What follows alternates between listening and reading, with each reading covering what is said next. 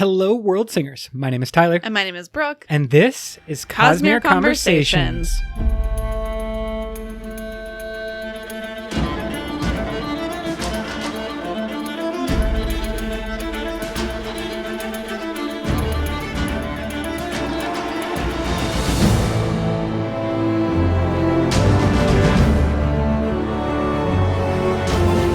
Welcome back, all of you lovely people. We are so happy that we have come to the conclusion, the end of our Lost Metal review, and these episodes have been a blast. It's been great to back-to-back read the Lost Metal, yes, be able to talk about it, and to be incorporating what we learned from the Lost Metal into the Year of Sanderson and Brandon's Secret Project number 1 as we prepare for Secret Project number 2. Woohoo! We today are talking about what might be happening in the future on Scadrial. What can we maybe start to speculate about from what we know thus far about where we're at on Scadrial, about what may be happening in Era 3, and also what might be happening in the broader Cosmere. We got a lot of enticing tidbits and details throughout the Lost Metal that sort of can lead us down some paths. We probably could have talked about these in some of our previous episodes, so these might be things that all along you've been yelling in your head at us like, but what about blank? Here it is. This is the episode for you. And there might be some things that we miss, and you are welcome to reach out on the social media, regular old email, and you can always join us over on Patreon for exclusive episodes as well as our book club episodes. After we finish up this Lost Metal series, the main feed will be incorporated into all the fun that we've been having for the Tress of the Emerald Sea book club, and those episodes that we have been doing over the past couple of months exclusive to Patreon will become available to everyone here on the main podcast feed. Until that time, let's talk about the future of Scadrial by first looking at the big picture and kind of like, where do you think Scadrial is going after we leave it in Era 2? I think we have some worrying signs about where Scadrial might be going, in particular put into context in some of the events in the Lost Metal, and combined with Brandon's stated goal of having Era 3 be a sort of spy thriller situation.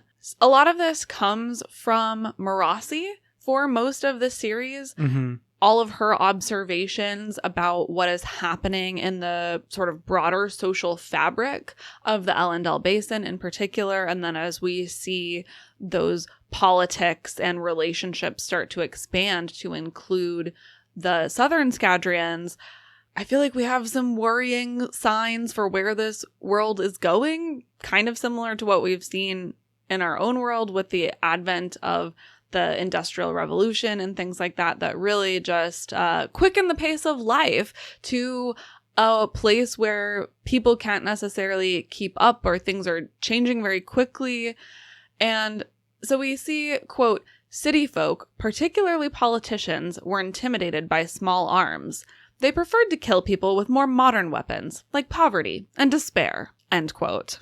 And we are to, I think, take as the reader that Marasi's insights about her world and her statistical nature and the way that she's understanding the big impacts of society, the big influences of society, and maybe looking away from like individual actors and heroes a la Kelsier and Vin. Now it's about how a society functions. I think we are led to believe as readers that that is more correct and that her insights are accurate in a lot of ways. So when she says something like this, it's not the same to me as like a snide remark from maybe Ham or Kelsier or anyone from like the original crew. I feel like when Marasi speaks, I need to pay a little bit more attention when I am interested in the future of Scadrial. And I think an interesting part of the Lost Metal is that we also start to see some similar sentiments from Wayne, actually. We get some more chapters and sections in his perspective, and we see that you know, we know that Wayne is sort of a man of the people. He is very much involved and incorporated into what's going on in the general populace. And so we actually see some of these insights coming from Wayne too, from a less intellectual perspective and more of a feeling, empathetic perspective, that he's sort of intuited a lot of the same conclusions that Marasi has come to intellectually, which I think is interesting. It provides a great complement to Marasi's insights, which are often educational. While she had a different life than Steris growing up, she still was part of the upper middle class in society. And Wayne, as we see in his backstory throughout the Lost Metal, is from the lowest possible rungs of society.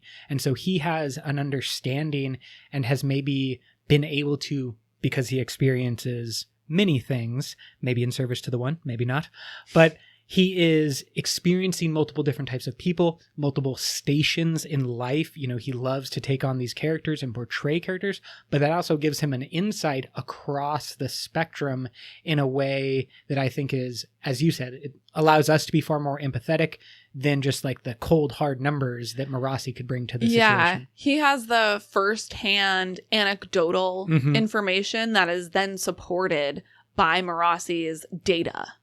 Yeah, and let's go to this quote from the text. Quote, "It's the world that we have to worry about. Individual men, yes, they can be evil, but we should worry more about the world itself making them so." End quote. I believe we talked last time about Wayne's support and investment of Noseball kind of being in service of stabilizing society, giving an outlet for venting frustration and a means of community and bringing people together around their neighborhoods in the city. And that is a little bit in line with what we're seeing from this quote here, that the world has a way of making people into like a certain band or spectrum of possible existence. Yeah, I think that something like Noseball and the league that we can presume is going to come about is something like a band-aid or a salve. And this quote, to my mind, is talking a little bit more about really the underlying structures that are creating the conditions for the kinds of bad things that can happen. So I don't necessarily know that Noseball is like gonna fix this. It's just something that a regular person can do without causing complete structural change. Marasi, I think, is the one who will maybe try to implement some structural change, speaking directly to this quote. I think we don't know whether or not that is going to happen. I am very curious where Marasi's path is going to take her, if she is able to sort of course correct what's currently happening to create a better Scadrial. I feel like that's unlikely because obviously for a story we need conflict. Right. I almost think it is the danger of falling in love with a character, investing as a reader into a character, wanting them nothing but like future growth and future success, where we have to maybe be prepared for Marasi and possibly other characters throughout the Cosmere to be set up for failure rather than success. It's entirely possible that Marasi is the negative impetus for the future bad Scadrial that we are afraid of. That like she comes out and says, we're going to do XYZ. That works well, or that like works while she's in power for 5 years or 10 years or whatever number you want to assign to her. She's eventually going to possibly be replaced by a like snap back to like a backlash. Right, exactly. And so she's like trying to push things forward, maybe align more with what we would say is like a progressive ideology, but like push their society forward.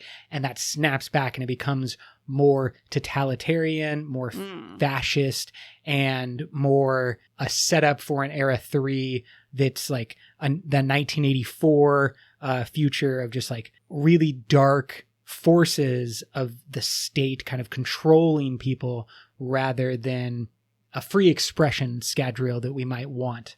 And I think this is maybe my biggest frustration with the Lost Metal and the end of Era 2 in general, it just really feels like there is so much left to explore. Mm-hmm. I'm really sad that we're presumably not going to get to see the rest of Merassi's path. It seems like she still has so many interesting things to do. Right. And she's young, unlike Wax and Wayne, who are like at the end of kind of their story. But even Wax, we'll talk about this in just a little bit.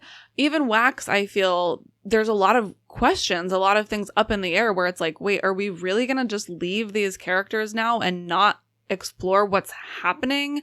And it seems, again, we don't know for sure, but it seems as though when we pick back up with Scadrial, it's going to be enough into the future that these things are sort of going to be lost in time, that the characters of Era 3 may not necessarily be talking about what happened with Merassi, what happened with Wax. And so, like, when Era 1 ended, it felt appropriate. You know, the whole world ended, the series ended, and so it felt fine to pick up a couple hundred years later and be like, okay, like, what's been going on in the last couple hundred years? And then finding those insights and those connections was exciting to read in Era 2, but then how does that hold over from Era 2 to Era 3? Right. And that feeling isn't going to be replicated because I just want to know, like, all of the cliffhangers that were set up in Era 2, and I want to know them right now. Like, this stuff is happening fast. And if we're not going to pick up again for whatever, 100 years has passed on Scadrial, I don't know what it's going to be, but I think it's going to be at least several decades. It feels like these stories are just going to sort of fall by the wayside, which I just find really frustrating. And I think it's frustrating because of the quotes like this and because of the bigger and we'll say maybe like wider view that was being introduced over Era 2. It feels like instead of moving wider and wider with each story, Era 2 had this weird like focus problem where it starts very narrow, just about Wax and Wayne. And it's like the alloy of law, these two together, Wax internally, and it's like all very focused. But then it widens out as Era 2 expands, but then kind of snaps back down to say, no, really, this is just about Wax and Wayne. And not, the Elendel Basin. And not explore the Southern Scadrians or like the Civil War or the grander politics. It just like introduces those concepts rather than actually exploring them in depths. But it's promising. Like the promise of this is that we will explore them in depth. And what you're saying is we might not. And that's the frustrating part. Yeah, I think, and again, it's going to depend on the timeline. Just because the Industrial Revolution on our planet happened, you know, a certain number of years before the 1980s, which is the decade that Brandon has cited for this like spy theme for Era 3, doesn't mean that that's going to be the same amount of time that passes on Scadrial. So I think it is possible maybe we pick up on Scadrial 30 years after Era 2. And maybe we're seeing the tail end of Merassi's mayorship, or, you know, like maybe we are able to catch up with these characters a little bit. We'll just have to wait and see. I think that concept, though, of the spy thriller and the setup that we have right now from Brandon and from his public plans for the series are really well summarized by this bit of dialogue between Kelsier and Moonlight. Would you play this out with me? Mm-hmm. I will play Kelsier. Quote, "How quickly can we get the Elendel agents to Bilming?" Kelsier asked. "Not quickly enough," Moonlight said. "They're all embedded, so we'd have to use dead drops. We could have them roused by early evening, maybe late afternoon, but they would still be several hours away in Elendel." End quote.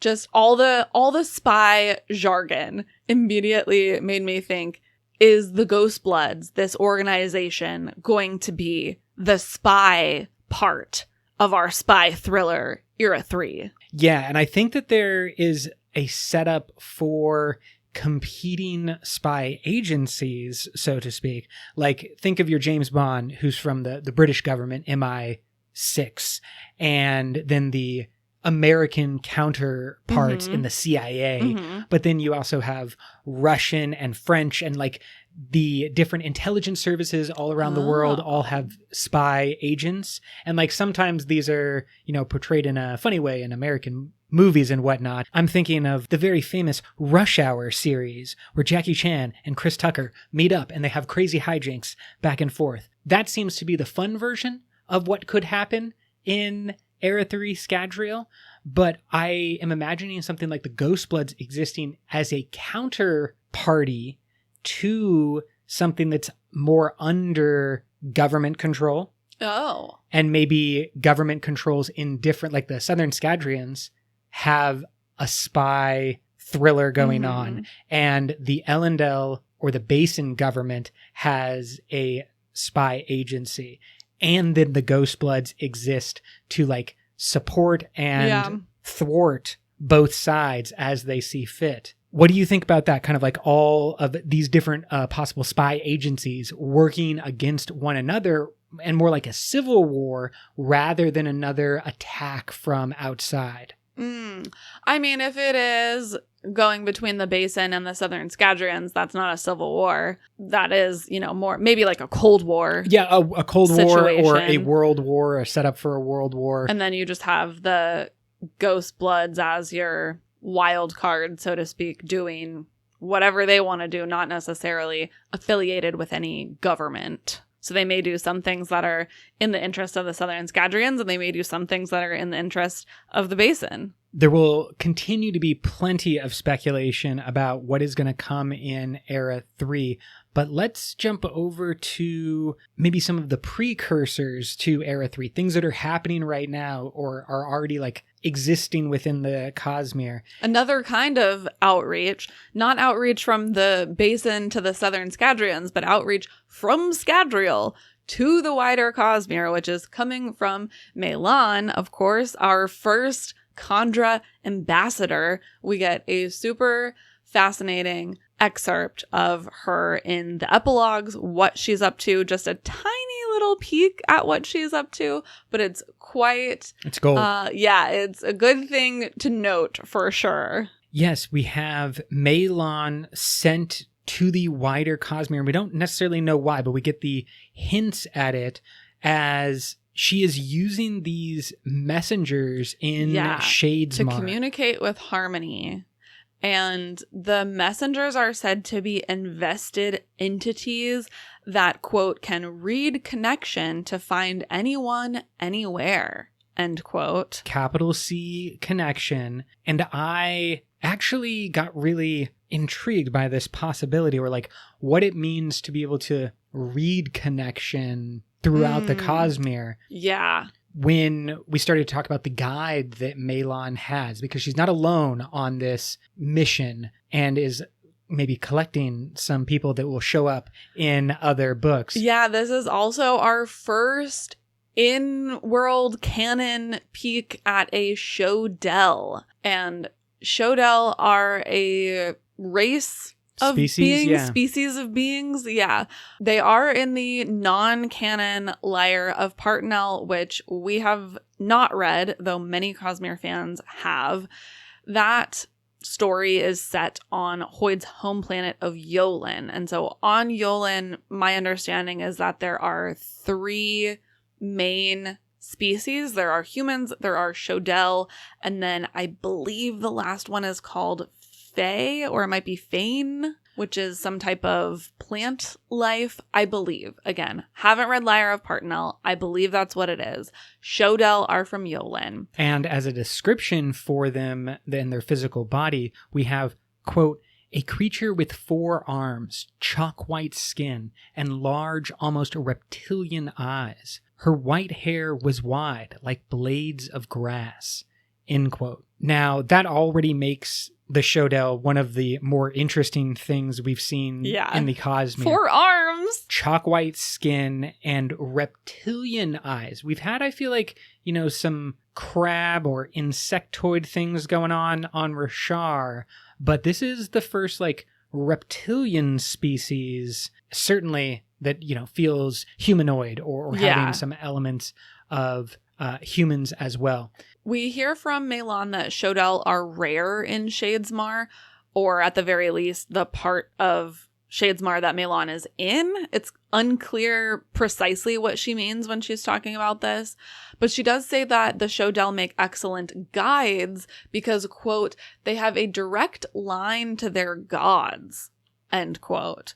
I have no clue what that means, but it sounds sort of similar to the Aethers, the way that Aetherbound have a direct line to the prime Aether and are able to instantaneously, telepathically communicate with them. We see this from Twin Soul in the Lost Metal and his connection to Salajana. The guess that we are making is that maybe the Shodel have a similar relationship to something. Is that an Aether, or is that, quote unquote, their gods? Is it a shard? We don't know what it is, but because Yolen is considered to be one of the oldest inhabited planets, we think that there's maybe a possibility that this connection predates the Shattering. I mean, it seems like the god on Yolen would have been Adonalsium, right? That is where the Shattering happened.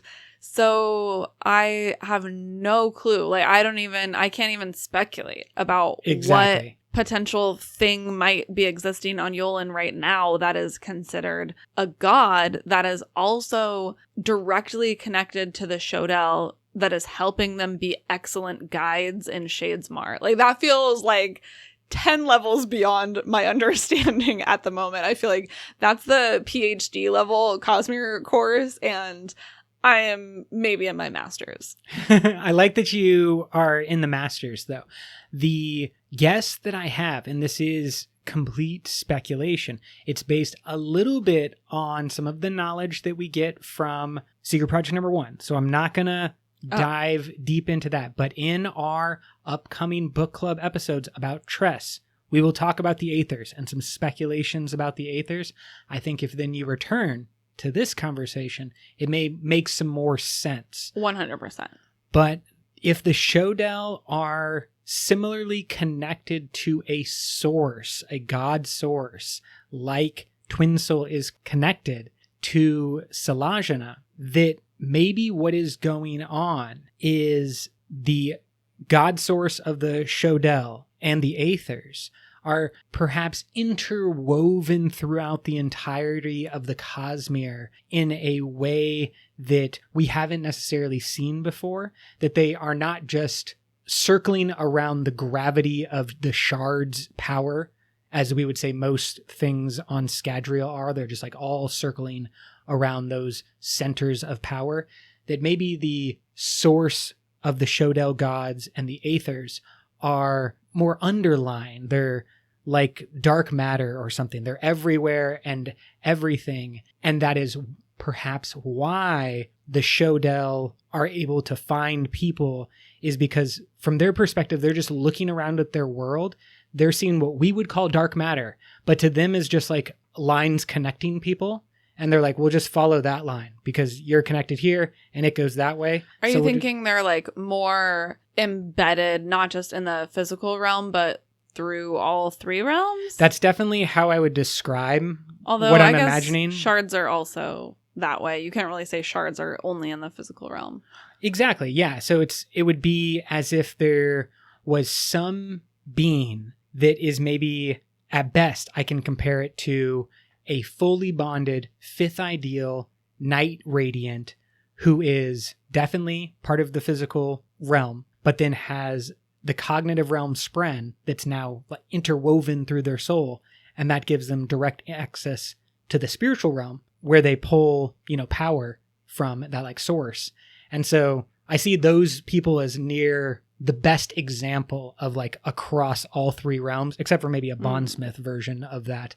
But, that's the highest class. A Herald maybe is something similar, or, other type 2 invested entities in a weird way.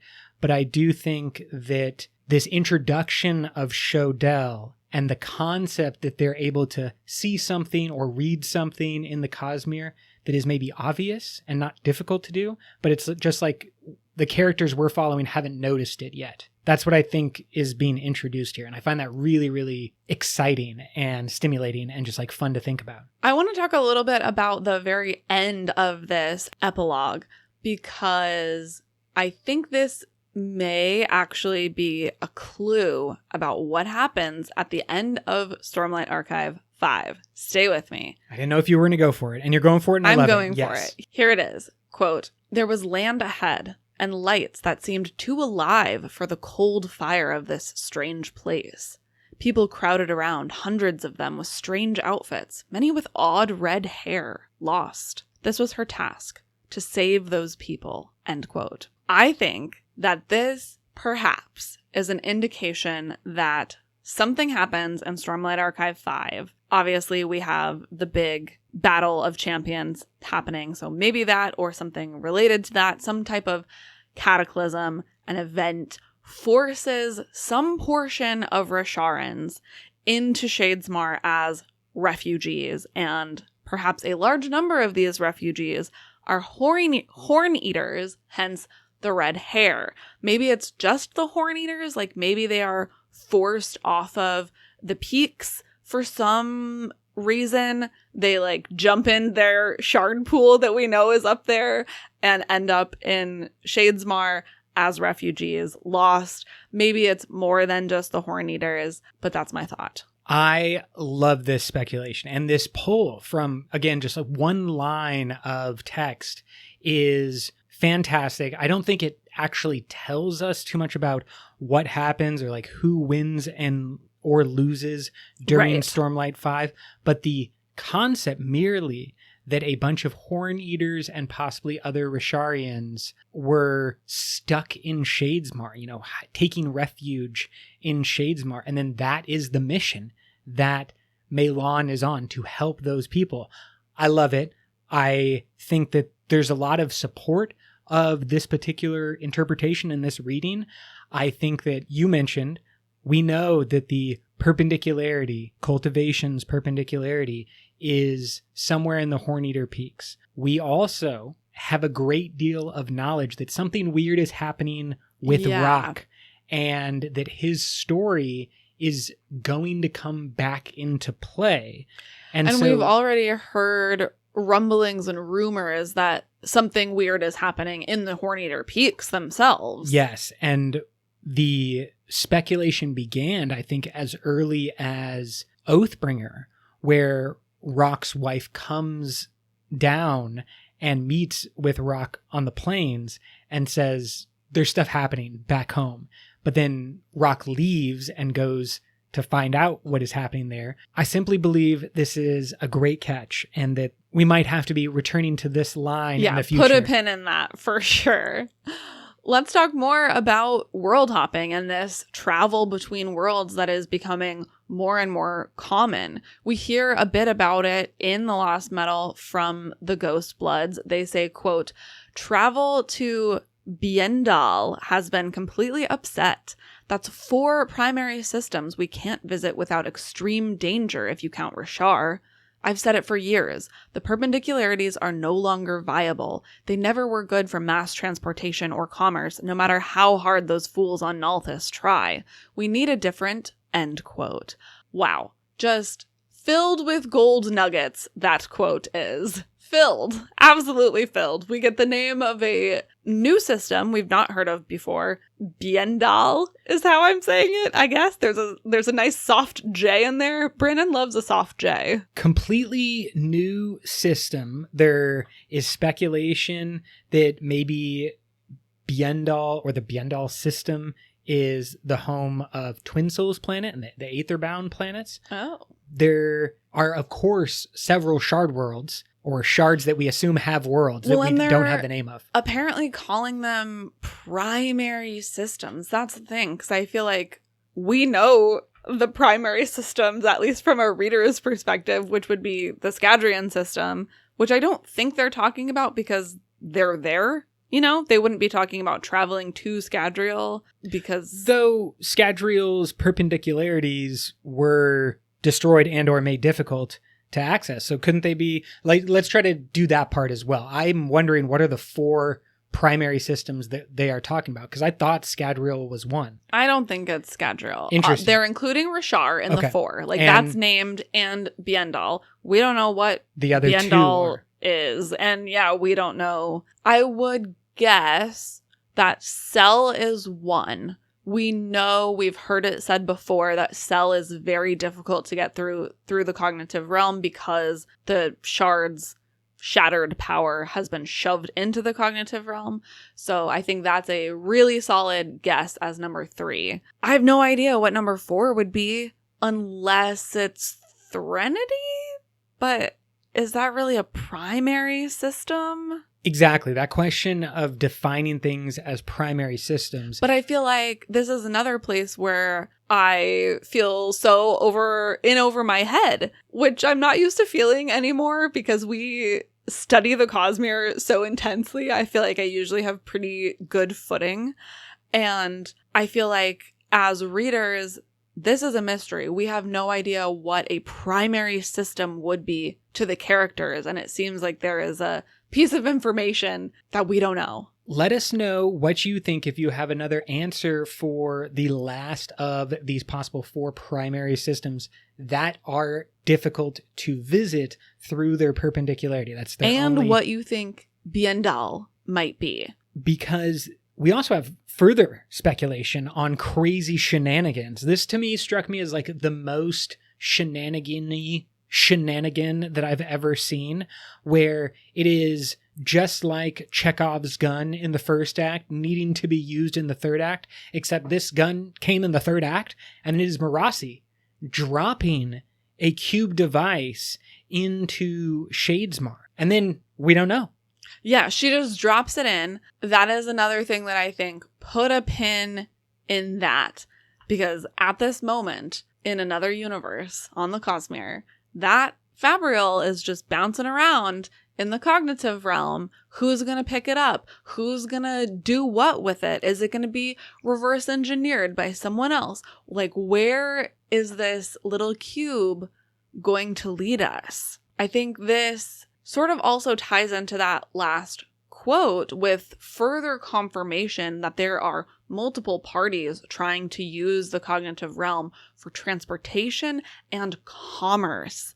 So it's very likely that all the people walking around in there, someone is going to find this cube and do something with it. Yes, bringing it back to the Nalthinians, who apparently have easy and safe use of a perpendicularity, and they want others to use theirs for commerce and mass transportation. I continue to be more and more intrigued by what has been going on Nalthis since we left it in Warbreaker.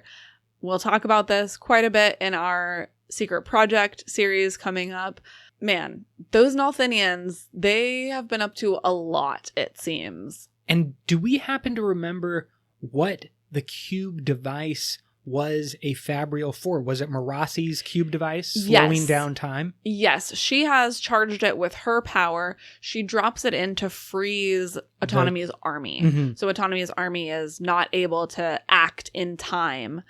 And Marasi and her compatriots are able to drain the perpendicularity, preventing them from coming in. So that means that assuming the cube device was used until it ran out, it does not have any existing power, but the technology and kind of the double band technology that we've talked about a lot when it comes to the Southern Scadrians should make it the perfect type of device to set the interested Nalthinian or maybe Taldanian, whoever happens to find it. It's almost perfectly designed to be intriguing and basically begging to be figured out. Like, how can we dump our version of investiture into this device and like store it up, use it later in some type of unkeyed fashion?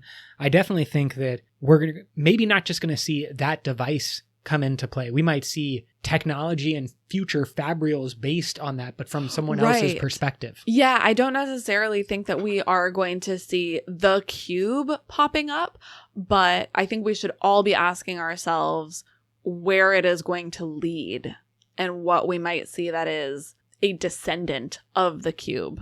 Yes, exactly. Cube version 14.8 in the far future is going to be real amazing technology. And it may not be coming from the Scadrians. That's kind of the important thing that we're getting here. Yeah. It's like a supernova has gone off or is going off in the Cosmere, and the material of creation is just being flung through the universe. And we're going to see some crazy stuff. Okay. We've gone wide. We've gone big. We've talked about the entire Cosmere. Let's now start bringing it back specifically to Scadrial. And let's talk about this tripod. The tripod of Scadrial's sort of greater rule that is Harmony, Thydakar, and Marsh. And they are, quote, 3 of us remain from that original crew. After all this time, only 3. Legs to a tripod balancing one another, and without one, I do not know what would happen. End quote. That's from Marsh, talking about the 3 of them. And when it's Marsh's words, I am left to worry about Marsh, because Marsh was like in a weakened state through the lost metal. And then we saw great action being taken by both the other 2, Thydakar and Harmony, to like revive Marsh and get Marsh back.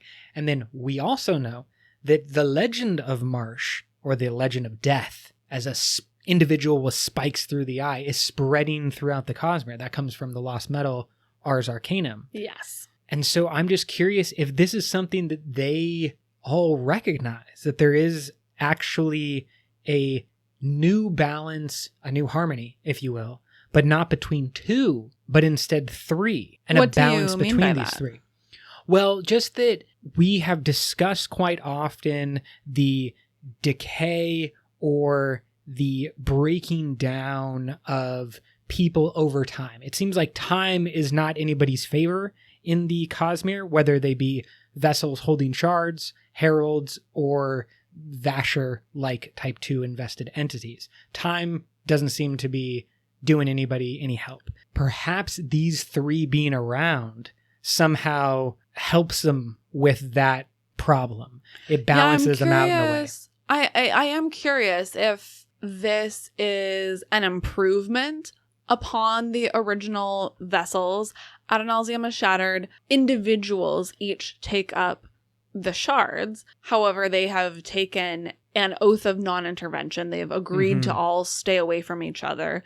And so these human beings and dragons, and possibly Shodel, these Yolanites who have taken up these shards, who have not been godheads before, don't have any support. Right. You know, we all know that anytime you're going to do something challenging, you need to have a good support system. You got to have your friends, your family around you to help you as you go through that challenge. And the original vessels seems like didn't have that. Some of them did, because they broke their pact immediately and moved to planets together. To me, that's even further justification of what you're saying, is that some of them made a pact, and then near the first thing they did was break that pact, because it was so important to have the honor and cultivation, or their vessels' names, the Ati and Laris.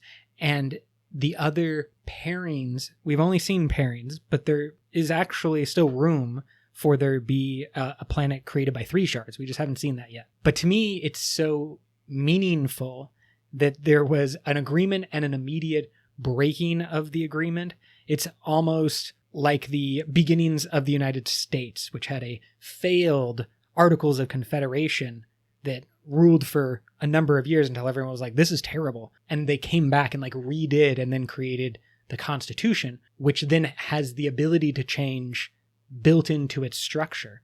And here we have this question of, how are the legs of the tripod going to grow and adapt over time? Is it possible that they could all be working on harmony together? Not like, like obviously this theory of mine is completely refuted by the fact that harmony doesn't seem to be doing great. So like maybe the support does not seem to necessarily be helping him a whole lot to succeed as a vessel. I would say because he's not actually being supported. He's still doing it the old way. One vessel holding now 2 shards. What if we were saying these 3 people became all vessels of the 2 shards? I think that sort of along those lines, Marsh is maybe the most clear-sighted in this circumstance.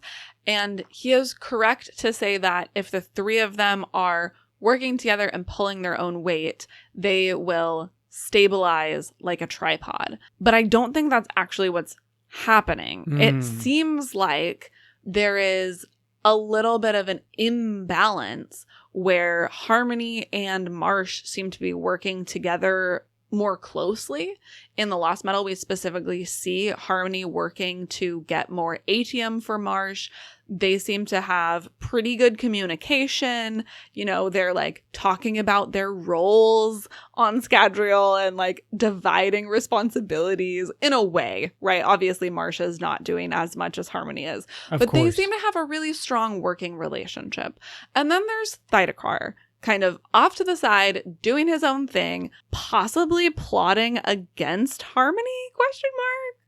And so there's some instability in that tripod that it seems like maybe Marsh is not fully giving credit to. But I do think this comes back to the conversation we've had multiple times now as we're going through the Lost Metal. Is it Harmony or is it Discord? I would say that right now we are in a discordant time, and that the actions that we have been seeing are maybe because of the Discord.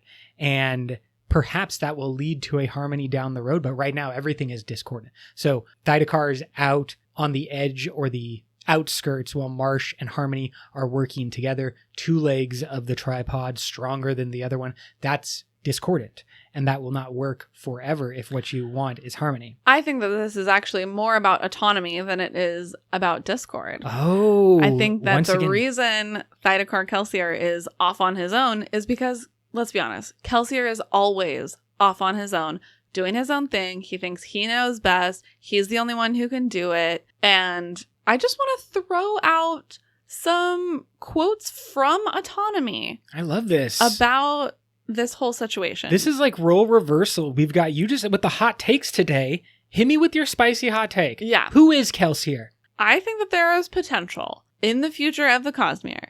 Kelsier becomes an avatar of Autonomy. Never understood the Telsin. It was almost just like a connection was needed to bring Wax into the story. If Autonomy had their eyes on somebody on Scadrial, just like Ruin did, it should be Kelsier. Like, that's the individual you should hyper-focus on. Yeah, and I think there's a question because Kelsier is not a person? fully human. Yeah. Can one focus on him anymore? Unsure how that works. Like, maybe he needs to take out his current spike and spike himself with a Bavadinium spike in order for this to work. But here's my evidence. Quote, "It is the fault of those who strive for more," Autonomy said, "and to their credit in the accomplishment, though I do not think your sister understands the nature of true autonomy yet. Her attempts have a fabricated, forced uniqueness to them, not the raw wounds of true individualism." End quote. Right there. The raw wounds of true individualism is basically Kelsier's subtitle. Yeah, totally. And then she goes on to say, quote, "It is only in the struggle to survive that a person, a people, achieves their potential." End quote. And to me, that is Kelsier's thesis statement. Mm-hmm. He struggled, he survived. Obviously, survive became his big banner. Through that, he believes that the people of Scadrial can achieve their potential, can achieve better. That was his entire goal with the Ska Rebellion. And this I think now... he is still moving towards that. We see him petitioning Harmony to allow them technological advances and Mistborn and things like that. He is still pushing for this potential, achieving potential for the people of Scadrial. So this to me is just a huge flashing neon neon sign connecting Kelsier to autonomy. Even the religion of survivorism is all about this concept. You are going to struggle to survive, and you are going to do that struggle to achieve your potential. That's the kind of like motivating aspect that someone like Steris brings to their situation. And I feel like that is further influencing Thydakar as well, because he's caught in this web of the influence that he's put out and then the influence that people are bringing back to whatever he is now as the survivor. And then all of this combined with Kelsier saying that he hopes he never has to protect Scadrial from Sazed, this sort of veiled threat. Yeah, ominous. Yeah. But you can totally see how if Kelsier was afraid that Zazed had gone too far, he'd become Discord in truth, then he would go to equally outrageous steps and actions to try to counteract that. Yeah, so, I mean, like I think he would have the exact same justification as Telsin of just saying, hey, we tried Harmony. It hasn't worked out for us. So we need some big guns of our own to come in and have a new regime.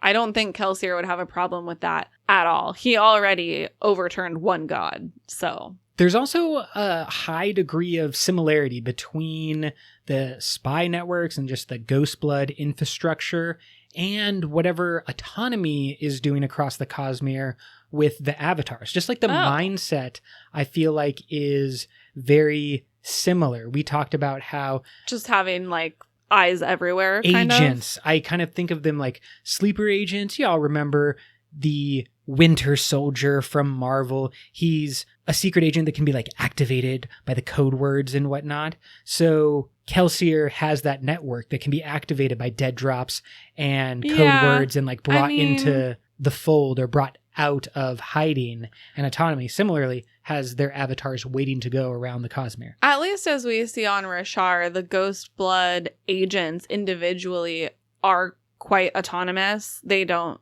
really seem to like work together a whole lot. I would find it hard to believe that Thydakar could just be like, and now you're mine. And they would all just be like, yes, we are. It's pretty clear that they all have their own interests that they're working on. So I don't think it's quite like that. But just the idea of having eyes and like having an information network across the Cosmere obviously is valuable. Yeah, I think that you're even taking it a step further than I would, because I don't think autonomy could do what you just described either. I don't think autonomy could snap their fingers and instantly have control over all of their avatars at once. I guess that's the question. And I think that some may weird thing about autonomy is, are these avatars actually autonomous? Mm-hmm. Or are they like slaves, hive mind? Not, right. So like, is it a sleeper agent situation where she's kind of like,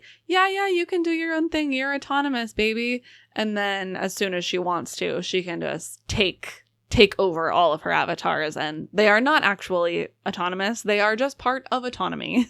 Lots of speculation is possible. But if it's the Winter Soldier concept, then there is the keywords that can wake him up and turn him into assassin. But there's also the love of Steve Rogers, his best friend forever. I can do this all day. I'm with you to the end of the line. That brings out his like true desires deep down. Maybe there's some type of I don't think that's similarity. How this works. No. Everything can be related to something else. That's how these work. Let's go from talking about the individuals of this tripod to maybe one of their creations, the Bands of Mourning.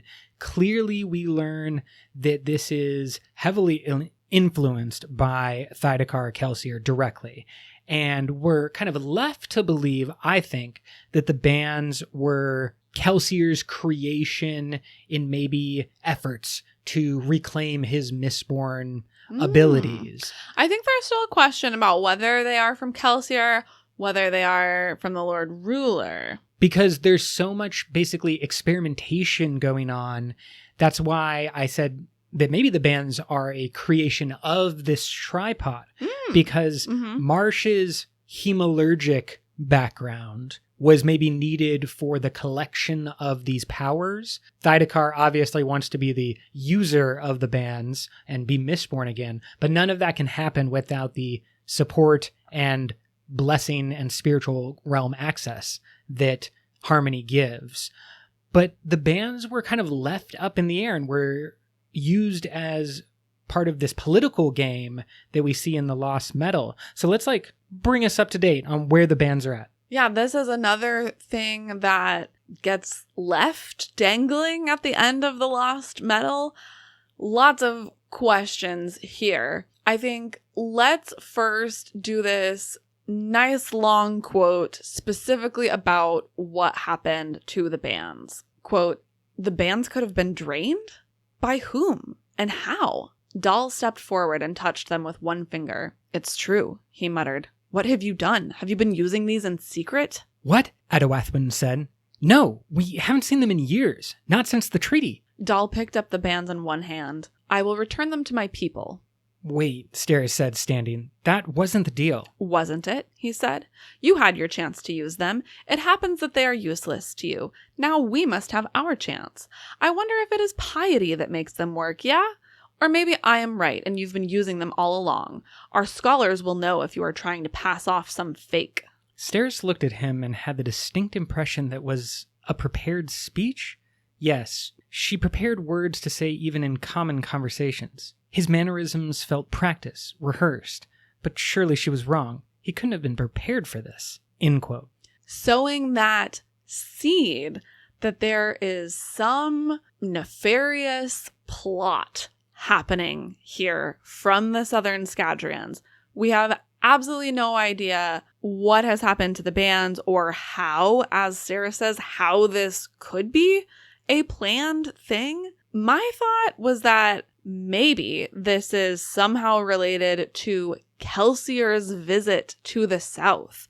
When Marasi first encounters Moonlight and goes to the hideout, Kelsier is traveling. They say that he's taken an airship to the south, and that's why they have to call him via Sion. Mm-hmm. And at first I was like, this seems weird. Why, when all of this other stuff is going on, why is Kelsier just like, I'm gonna go for a vacation in the south. It's bye. warm there, so what? let's go. What are you doing, Kelsier? And so this is sort of my way of making that make sense. Somehow because he would want the bands back, as you're just saying, he wants that power. He has an established relationship with the Southern Scadrians. So my thought is he is the mastermind of whatever happened to the bands. And just think about an Era 3 Scadrial that was all Cold War and thefts and kind of a back and forth tit for tat situation, all having been begun under our noses in Era 2 with an action like this, a subterfuge, not from either one of the nations, but from that third-party player, Kelsier, Thydekar, and the Ghostbloods. Really just messing stuff up. But you could conceivably start an intelligence service for both countries based on this action. Oh, totally. The Scadrians, or the Northern Scadrians, are going to want to investigate. Exactly. They're going to want to figure out what happened and figure out what's being done. So how do you do that? You have spies, and you send them down to the Southern Scadrians, who then reciprocate and become involved in this Cold War to figure out who was doing what. And it's going to all revert back to Kelsier. Kelsier did it. It was always Kelsier. Kelsier. Well, we don't know that. That's a guess on. I think that's a good call, though. It is one of my favorites that we have tossed out. This episode has been just chock full of great stuff. Let's continue on, because there's also some things hinted at regarding what someone can do with the power of the bands. Quote, "We believe," he whispered, "there is a way to transport objects large distances using a conflux of metal-borne powers. It is a thing Harmony doesn't yet understand himself. But I wonder if someone feeling the transcendent power of the bands could solve the puzzle." End quote. And that's from Tensoon. I find this a little confusing. Why would Tensoon know that this is a possibility and think that someone with Mistborn powers would know more or be capable of more than Harmony? He says Harmony doesn't understand how it would be possible. If Harmony doesn't understand how it would be possible, why would a layperson with some extra power know how to do it? You know? That is a good question. I feel like it's a fair criticism. But let's remember, the bands do give power to both sets of metallurgic abilities.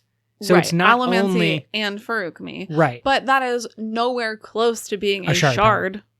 However, I'm wondering if there is something lost by the vessels that Tensoon is pointing out here. That your maybe like physical body is less aware of itself. This is major speculation, obviously. But if the shards kind of like forget what being a physical body is like, and then you give a lot of the power of a god to someone who is still definitely in a physical body, it like allows them a new perspective that maybe the vessel and shard doesn't happen. That is too much of a stretch. Too much of a stretch. That doesn't make any sense at all. It wouldn't make any sense, except Tensoon is saying that it will make sense. He is saying that Harmony doesn't understand and that somebody else could solve this puzzle. Well, Tensoon could be wrong. Tensoon can be wrong. Yeah. I don't have any reason to think that Tensoon is. But this is potentially the start of space travel. Yes, I think that is a great guess because we know that Scadrians are advancing towards that type of future, a sci-fi-esque future. Transporting objects large distances, we've seen in the Cosmere. That's what happens with the Oath Gates on Rashar.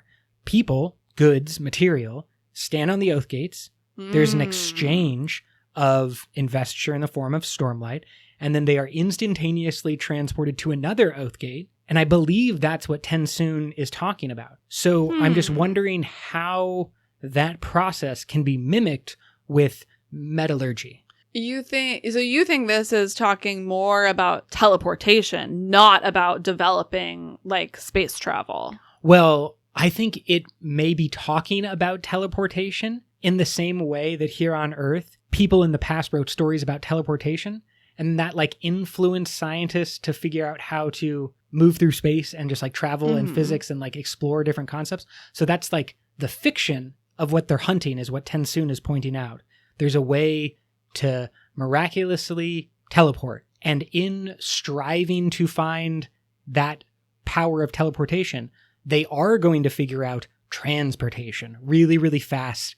Maybe some type of transportation good enough to get them into space travel. Okay, interesting. What do you think is going to happen here with a confluence of metal-born powers? Yeah, I was just assuming that this was sort of going along with the other technological advances that have been made for the flying ships and eventually moving towards space travel. I wasn't really thinking about like a teleportation scenario, but who knows? I wonder if we are going to see a power that is akin to or having the same abilities as a bondsmith who seems to be able to join the realms. Exactly. Bring all three realms together at will. I feel like with metallurgy, I just can't even begin to think about all of the things that would need to be combined in order for something like that to happen. I think one of in this realm, I feel like metallurgy is just so much more manual in a way than other forms of investiture that seem to have shortcuts for a lot of this type of thing, where metallurgy seems to be more primitive or just more hands-on. You have to do a lot more work to combine the different things in exactly the right way in order to get X.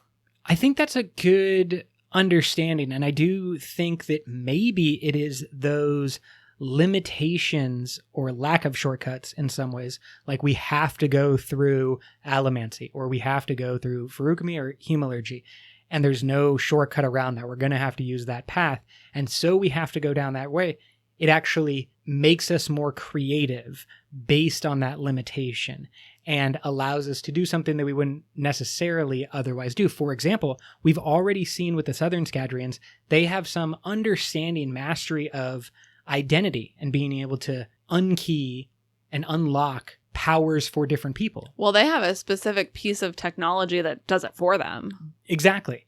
And if you further develop that specific concept and philosophy and bring up Fabrial technology into the future, maybe what's going on with a teleportation-like device is a bunch of different types of metallurgy all being used at once. And one of them would be identity, like unlocking you from your physical place in the Cosmere, as if to say, the spiritual realm sounds at a pulse and is like, where is everybody? And you have used a device that says, I am not here. I'm actually way over there on the other side of the planet.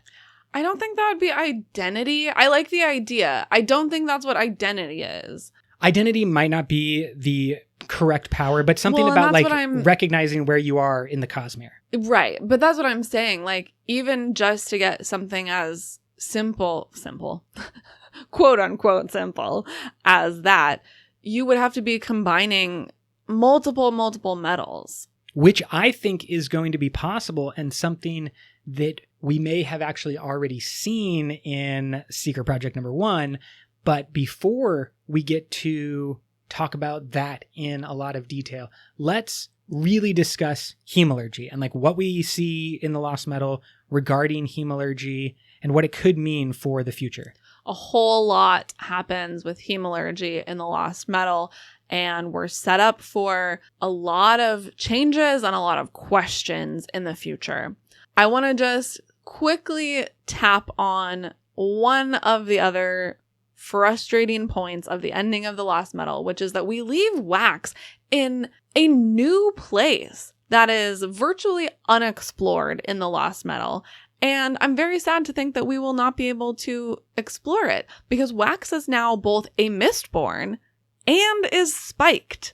And I would really like to see how that continues to develop. He certainly is one of a kind. His combination of powers was already immensely rare. Of course, there are no known Mistborn since Lord Mistborn Spook. And Wax is just alive and kicking at the end. He's got kids. We don't think that his kids should be impacted by his Mistborn nature because it happened after they were created. So there's no genetic passing on there. Of course, genetic passing on caused a bunch of problems in the Final Empire. So I don't want to recreate a Skywalker-esque brand of Waxes going forward in the future who are that's not where this is going. As long as they don't have any more kids, which is still a possibility for them. That's true. They're alive and kicking. That's true. They could have more children, which would be interesting. We once speculated that there could have been a descendant of Wax who was causing problems in the future of Era 3. And perhaps this is the one who goes bad, the one who is impacted by the hemalurgy. Yeah, basically, the third child. I mean, I don't think the hemalurgy would affect it at all, but the Mistborn thing would. Let's go to this quote from Harmony about something weird or unplanned, we'll say, in regards to what has been happening to Wax. Harmony says this, quote, "It didn't work as I'd hoped," end quote. Which is intriguing. What does that mean? We don't see Wax really start to explore his Mistborn nature at all. Harmony doesn't seem to want to tell him that he is now a Mistborn, even though he told Wayne. And I think because he knew Wayne was going to die. Right. So it's just what does this mean? What did he think was going to happen? What actually happened? I'm curious if this is, I think you had talked about this before, that Wax is maybe a less powerful Mistborn than, for example, Vin, because he only got a small amount of the metal. I was in the camp that I thought maybe the amount of metal didn't matter. If you were Mistborn, period. Or because it was Lerasium, he would be the same power as Elend because of that. I didn't think the amount had any bearing. Now I'm wondering if the amount does have a bearing, and Harmony thought that Wax would be a super powerful Mistborn, and instead he's kind of Mistborn light. Interesting. Okay, I also have questions about this. I think it once again points at a weakness of Harmony and a perhaps clue back to what we had discussed earlier about the tripod being necessary. What if when Harmony says it didn't work as I'd hoped, in that he didn't want Wax to be a Mistborn at all? That wasn't necessarily part of the plan. What he wanted was Atium for Marsh and Wayne to be a Mistborn, or Wayne to be set up in the final moments of the story. Yeah. And it was a byproduct that Wax was part of that experience as well. And so that's the thing that he didn't hope, because I'm like looking at this as, if this result is not what you hoped, what was the result that Harmony was hoping for? Right. And he seemed to get something truly valuable, which was more ATM for Marsh out of this situation, right? Yeah. So to me, if there was something very valuable received, that's probably what you wanted. Not always. Obviously, things can happen randomly. But I would think that's like the primary drive, is a desire to create new ATM for Marsh to continue. Because we know that the legend of Marsh continues to grow after the lost metal as death. And so maybe that's what Harmony wanted from this situation. I think this brings up a lot of questions and maybe clues as to the shards and how much foresight, future sight they have, or what the view of a shard is. In a lot of circumstances, we see them being aware or being able to see at least some possibilities for future events. And I just question, I think this is highlighting the fact that, one, not all shards have the same access to future sight. We've heard previously that certain shards have better access to future sight than others. So perhaps Harmony's naturally is not very good. It doesn't necessarily seem like he set up Wax to do that experiment. He didn't know, I don't think, that Wax was going to split harmonium and create a little bit of extra ATM. It doesn't seem like that is the case, because Harmony expresses surprise that Wax did something different in that instance and got a different result than had ever happened before. That's a good point. So it doesn't seem like he was trying to create ATM. It also doesn't seem like he was trying to create a Mistborn in Wax. So then it's curious that he says it didn't work as I'd hoped. So I'm thinking maybe he saw a variety of possibilities, and one of the possibilities was like Wax becomes a Mistborn, and he was hoping for that outcome because he thought it would help the whole autonomy situation be better. Stronger. Yeah, maybe is my thought. This is a tough one. And so you should definitely feel free to reach out and let us know what you think Harmony's intentions were, and like, what did Harmony hope would happen? Because it seemed to work out pretty well for Wax and Wayne. I know Wayne is dead, but Scadrial is saved, and there was a repelling of an invading army. I feel like everybody kind of came out up, but Harmony seems to be real down with his whole situation. So that's definitely interesting. And I'm wondering if, like what you are saying, because they can only see a range of possible futures and maybe not even have perfect vision, like some of those images are fuzzy depending on which shard you are, but there is such a vast range of possibilities that even trying to move in one direction and like influencing things to happen in a certain direction might lead you into just something completely unexpected. And that might have been the situation that Harmony found himself in, where to me as a god, if I picked up the shard powers, that would be the most fun thing, is to like find out all the ways that I was wrong about what I thought my god power was. You know, I'm Zazed and I'm like, oh, I can see the future. And there's just like all of these different possibilities. And look, this happens 87.6% of the time. That's cool. But then when it doesn't happen, and just going like, huh, why didn't that thing happen? Because of the other possible percentages. But like, you know, seeing that play out and like how my guesses would be incorrect, I think would be fun. And maybe that's all Zazed is dealing with at this point.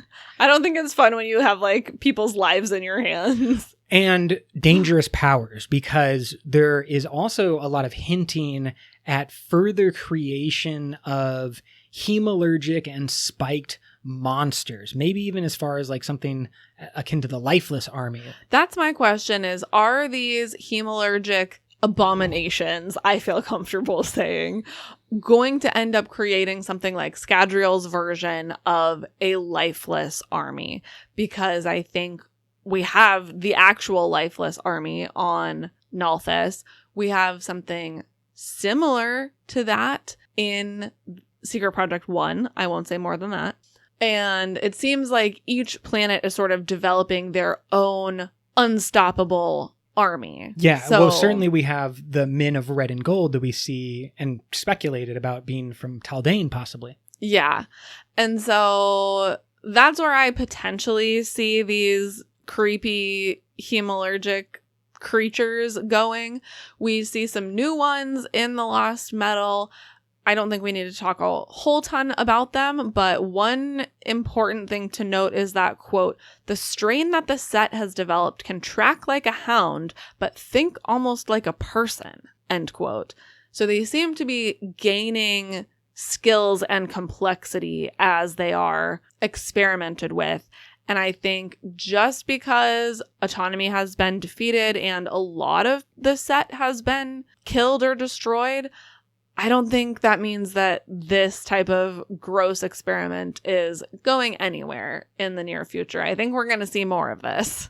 Unfortunately so, and we know that the creation of the Khandra as well as the Koloss in the Final Empire was done with the mindset and the power and knowledge of a god, that the Lord Ruler was doing something very precise, and that he could see like the right way to do it to create what he wanted to create. Exactly. And finding your way through trial and error, which seems like the set is going to have to do. Rough. Exactly.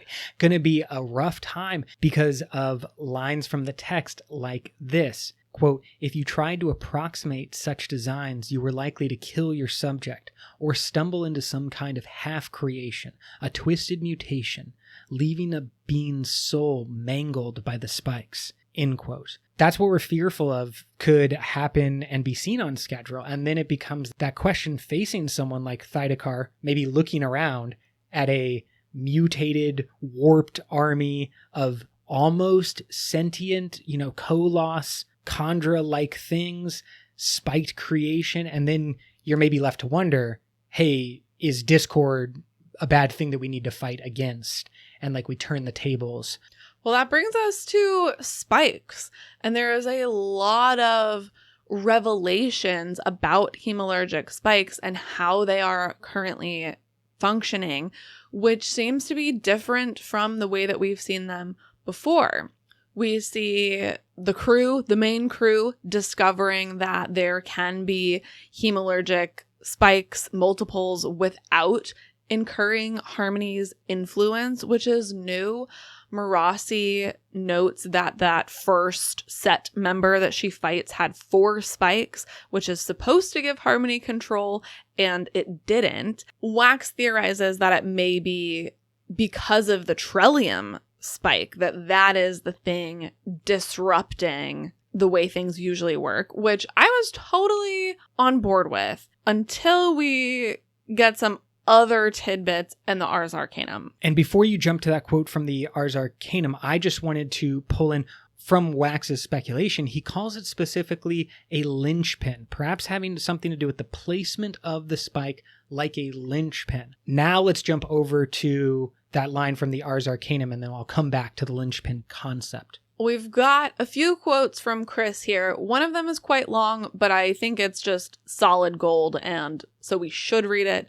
The first thing she says is that, quote, something odd is happening with the nature of spikes and hemalurgy on Scadrial, of particular note to any arcanists who study the nature of intent and connection, end quote. I obviously had to pull that out because, as we are seeing over and over and over again, everything in the Cosmere, all of investiture, I think, is going to come down to intent and connection. I agree, and I think that intent and connection are making themselves important in the same way that Wayne had the revelation that everything is like pushing and pulling, his power included. Yeah. And then Thydekar, towards the end, when talking about his vision through the spike, a godlike vision, talking about pulling and pushing on the individual axi of creation. This is the binary code. This is it. This is all you have. Push, pull, 1 and 0. And when it comes to the nature of spikes changing and this concept of a linchpin, I wonder if the thing that was kind of signaling harmony in the past, the spikes, when there are multiples of them, that they create kind of like a network, an electrical current, you could say, running between them. And if you have one spike, that doesn't call out to harmony because there's no network being created. There's no other thing that it's linking to. But as soon as you put two spikes into a single person or entity, that creates a link, a connection, not electrical, but we're going to pretend that it's electrical. And that used to be enough to let harmony step in and say, you've created that link, but I'm like in control of all links on this planet. Now we have up to 4. And I think that the Trellium could be sending out like a repelling electrical field.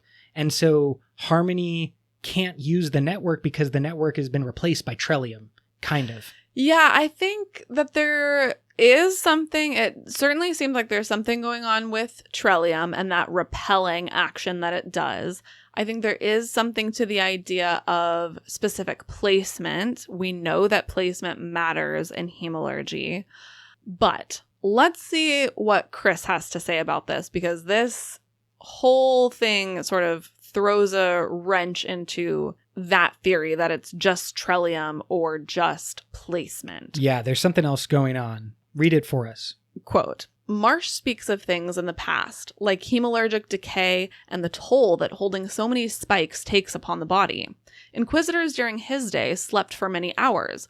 The words of founding say that this was due to the need for storing health, but Marsh indicates that there may be more subtlety to it than first understood. I'd postulate that it was in part a side effect of the incredible burden placed upon their souls by the nature of their horrific transformations. Modern souls, however, seem to simply reject spikes of this magnitude.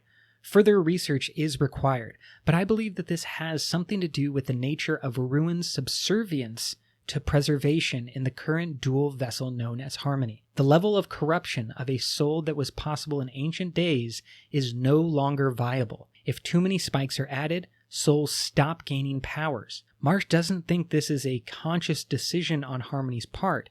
Indeed, I think this is beyond the conscious abilities of even a shard. End quote. So much detail right there. And this is why you got to read the Ars Arcanum, kids.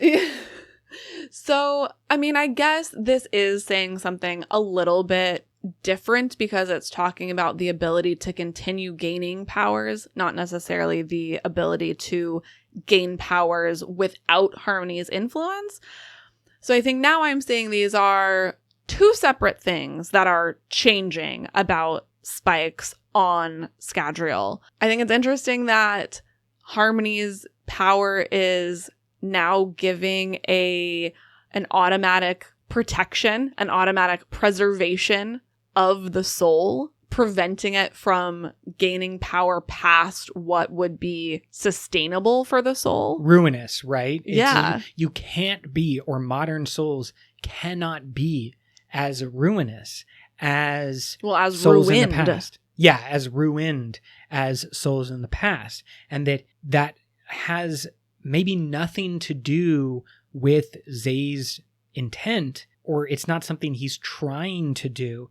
It is merely a byproduct of the shards being held by the same individual. That, and the way that he is holding them. Now ruin comes with preservation, and that there's going to be no more people born on Scadrial that are like Kelsier, or more importantly, that are like Straff Venture, who Brandon has said is one of the more straight up evil people that exists in the entire Cosmere. I mean, I think evil people are still going to exist. This is specifically talking about the ability of spikes. Exactly. So you couldn't create a marsh. You could never create a marsh. Yeah. You could never create, I think, even... You can't create a Mistborn at all with spikes. Exactly. And I think that you used to be able to, because more ruin was allowed in the souls of Scadrial's ancient past. Yes. To me, this is very worrying, because we have a couple of souls from Scadrial's ancient past who are still around, who haven't gotten the reset of, like, not being as corruptible. We have Marsh, we have Kelsier, we have Zazed, who are all, apparently, souls that are more able to be ruined. Well, Marsh has always been that way. Like, he is fully ruined. He has all of the powers. He has all of the spikes. And fortunately, he is with Harmony, who is, I think, probably sort of preserving him against any bad effects of that. Kelsier is a whole different story, because he is a type 2. Well, he's not a type 2. He's whatever Kelsier is.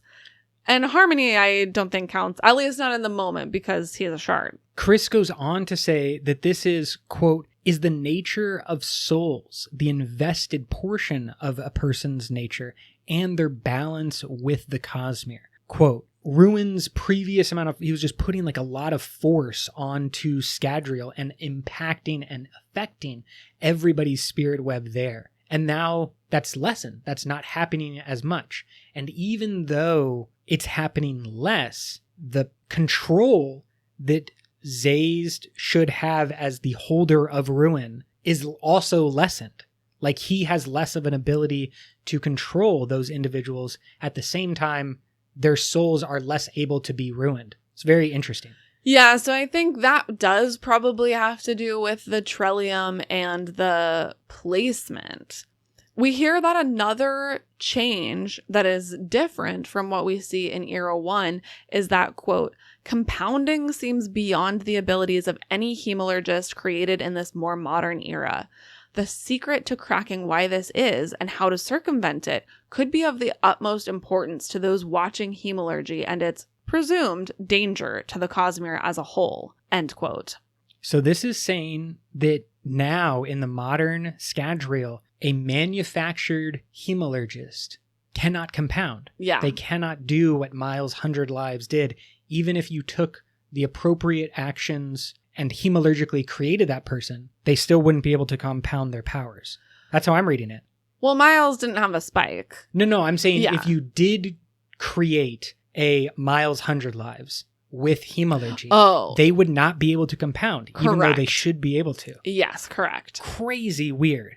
Yeah. I don't have really any guesses to like why compounding all of a sudden wouldn't work, other than there's just something fundamentally different about the spirit webs that exist in modern Scadrial. Well, I think that compounding is an imbalance. It creates an imbalance. It is sort of anti-life in a way. Like, it just is something that shouldn't exist really in the natural order of things, even in an order that includes investiture.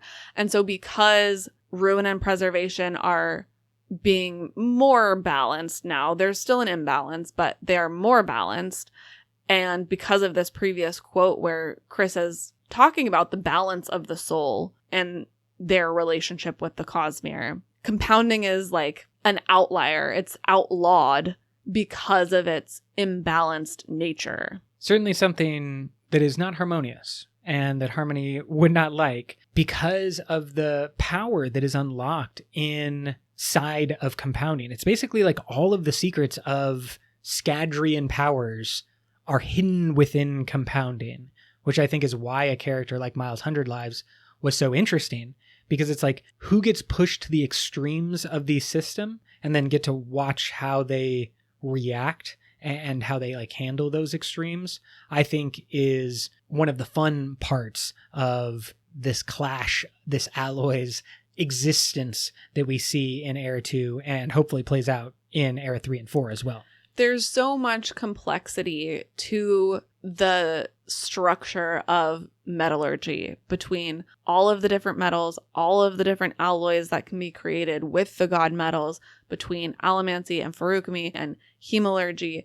There is so much going on. I find it very overwhelming. Like, we could spend so much time on Scadrial just exploring all of these different things, like seeing what every single kind of compounder would be able to do and things like that. But we're going to have to wait for a while until we pick up with Scadrial again. This is our last little, I feel like I'm standing on a ship that's like going out to sea, just like waving goodbye to Scadrial, like bon voyage, we'll see you again someday. But it's a Shadesmar ship. We're just off into the cognitive realm. Yes. Gonna go hang out with Nikki Savage and Chris. I have loved being able to review the Lost Metal in detail, and as you've said, this is our last voyage to Scadrial for a while. I think the next thing on the horizon that we could possibly hope for is a Mistborn Secret History Part 2, which, assuming the pattern holds, would be Kelsier Thidakar's journeys during Era 2. Yeah, we'll see. Brandon has said he'd like to write that, but he doesn't know if it's going to be possible. I think that this episode is going to generate a lot of theories and thoughts and questions. So please do hit us up. Let us know. We love hearing all of your theories, even the crazy ones. You guys always come up with details that we've forgotten about, far off words of Brandon that have been buried. So give us all your stuff. We will be back with our first episode on Secret Project 1. So get hyped. If you are waiting for the tour release, will be on April 4th, so you can get your hard copy then, and then tune into our podcast and hear what we have to say. So the Tress Book Club will be coming to this feed, and if you are already a super fan and are excited about Secret Project number 2, you can join us on Patreon for early access to the book club episodes there. Brooke, can you take us away? Until next time, life before death, strength before weakness, journey before destination.